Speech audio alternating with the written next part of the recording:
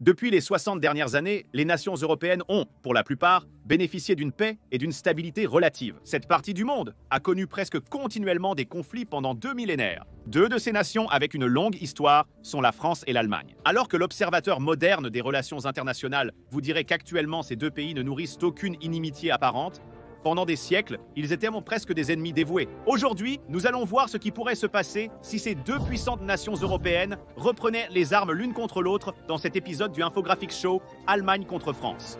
N'oubliez pas de vous abonner et de cliquer sur le bouton de la cloche afin que vous puissiez faire partie de notre escouade de notifications. L'Allemagne est un pays de juste plus de 82 millions de personnes qui borde plusieurs pays dont la France et le Sud-Ouest. Connue pour son ingéniosité technique et sa productivité, l'Allemagne, avec le 5e produit intérieur brut mondial d'environ 3,842 trillions de dollars, est une puissance économique majeure. Elle serait en 4e position si nous ne tenions pas compte de l'Union européenne. Le produit intérieur brut le plus haut en Europe est suivi par le Royaume-Uni en 9e place. En 10e position se trouve la France, avec un produit intérieur brut d'environ 2,647 trillions. Bien que la France ne soit pas perçue comme équivalente à l'Allemagne sur le plan industriel, elle est reconnue mondialement comme leader dans les domaines des arts, des sciences et de l'évolution sociale. La France a une population de 67 millions de personnes. Elle est beaucoup plus grande que l'Allemagne avec environ 250 000 miles carrés. L'Allemagne ayant environ 138 000 miles carrés. L'Allemagne consacre 1,2% de son produit intérieur brut, soit 41,1 milliards de dollars à la défense. Cela s'aligne sur les 55,7 milliards de dollars du budget français, soit 2,3% de son PIB. Ce sont tous deux des dépenses relativement importantes et sont les seules nations européennes dans le top 10 des plus gros budgets militaires, à part le Royaume-Uni. L'Allemagne figure généralement parmi les 10 armées les plus puissantes du monde en termes de puissance militaire. Son personnel de première ligne active compte 180 000 personnes, avec 145 000 autres personnes en réserve active. La France, qui est généralement classée au-dessus de l'Allemagne en termes de puissance militaire, compte 205 000 personnes en personnel de première ligne actif et 195 700 personnes en personnel de réserve actif. Pour l'armement terrestre, l'Allemagne a 543 chars, 5 869 véhicules de combat blindés, 154 canons automoteurs, 0 artillerie tractée, 50 systèmes de lancement de roquettes multiples. La France a 406 chars, 6 863 avant Jésus-Christ, 325 canons automoteurs, 233 artilleries tractées, 44 lance-roquettes multiples. Les deux pays possèdent des chars qui sont considérés comme faisant partie de la meilleure technologie de chars au monde. Il est débattable de savoir quelle machine était la meilleure. Le char de pointe de l'Allemagne est le Léopard 2 et ses divers successeurs, notamment le Léopard 2 Accept, dont l'Allemagne est censée en avoir environ 20. Le nombre total de Léopard 2 construits au fil des ans est de 3480. L'AMX Leclerc, avec environ 400 unités, est la fierté et la joie de l'armée française. En ce qui concerne la puissance aérienne, l'Allemagne dispose d'une flotte d'avions beaucoup plus petite que la France, avec un total de 698 avions. Cela comprend 92 chasseurs, 169 avions d'attaque à voilure fixe, 345 avions de transport, 47 avions d'entraînement, 375 hélicoptères et 47 hélicoptères d'attaque. La France possède 1305 avions au total,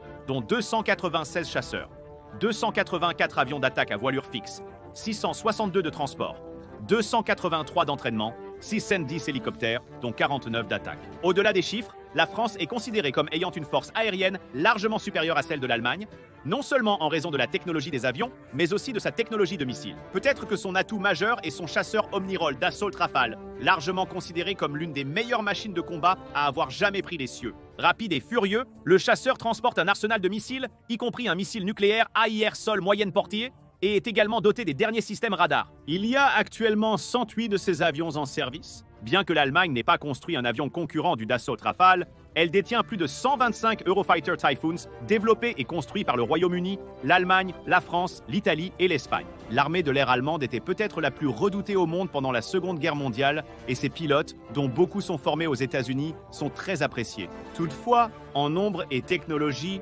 la France domine dans les airs.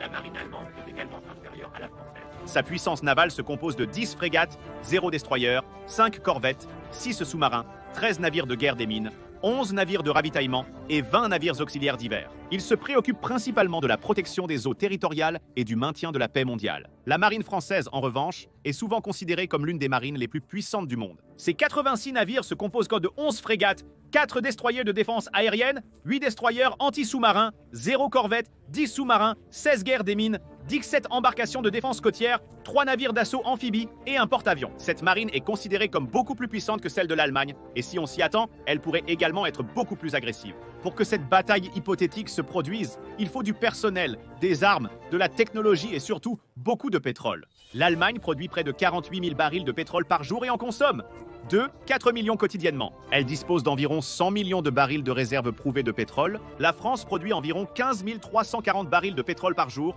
en consomme 1,7 million et a une réserve prouvée d'environ 84 millions de barils. En termes de capacité nucléaire, la France est 3e après la Russie et les États-Unis en nombre de têtes nucléaires. La France possède 300 têtes nucléaires, dont 280 actives, soit 300 de plus que l'Allemagne. Il convient de noter ici que lorsque l'Allemagne a signé le traité sur le règlement final concernant l'Allemagne, qui a été négocié en 1990, elle a accepté de limiter son armée, sa marine et son armée de l'air, et a également accepté de ne pas fabriquer d'armes nucléaires. Le pays participe au programme de l'Organisation du traité de l'Atlantique Nord de partage d'armes nucléaires, autorisant l'approvisionnement en armes nucléaires par les pays détenteurs. Un tel traité était le résultat des 2 guerres mondiales.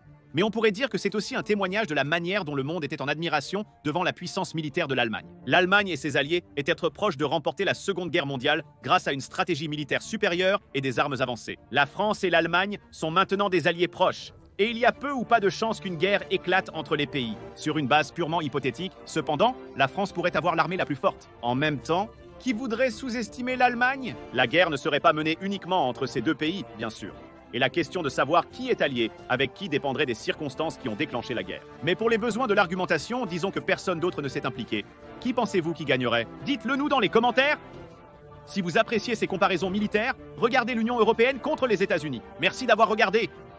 N'oubliez pas d'aimer, partager et vous abonner. De plus, pensez à vous rendre sur notre Patreon. Nous sommes actuellement en train de collecter des fonds pour embaucher plus de rédacteurs afin de pouvoir continuer à vous proposer cette émission bimensuelle.